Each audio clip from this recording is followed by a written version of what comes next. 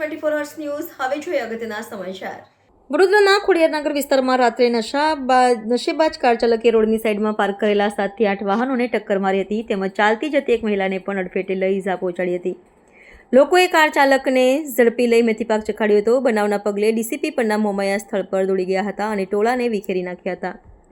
શહેરમાં દારૂ પીને 4 વ્હીલ ચલાવતા કાર ચાલકો રોજ પકડાય છે। કેટલાય કિસ્સામાં નિર્દોષ રાહદારીઓના જીવ પણ જોખમમાં મુકાય છે।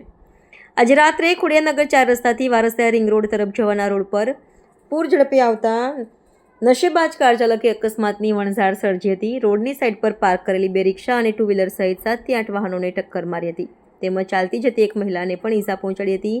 બનાવના પગલે લોકોના ટોળા એકત્રિત થઈ ગયા હતા। રોષે ભરાયેલા લોકોએ કાર ચાલકને મેથીપાક ચખાડ્યો હતો।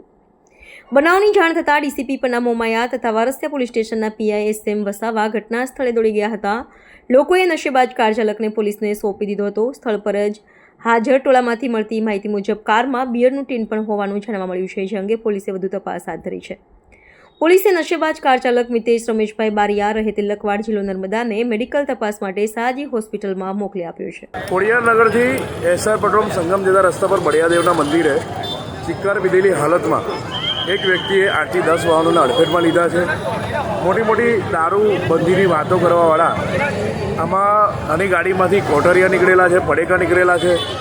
સાથે સાથે જે દારૂબંધીની વાતો કરે છે ખાલી બણગા થૂકતા એવું દેખાઈ આવું છે અને અવારનવાર આ વડોદરા શહેરમાં જે અકસ્માત થઈ રહ્યા છે ભગવાનને 2 હાથ જોડી વિનંતી છે કે આ અકસ્માત ઓછા કરે અને આવનારા દિવસોમાં જે પણ દારૂબંધીની મોટી મોટી વાતો કરતા હોય તો આ પોલીસ સ્ટેશનની આજુબાજુ જે પણ દારૂ વેચાતો હોય એ બંધ થાય એવી અમારી વિનંતી છે।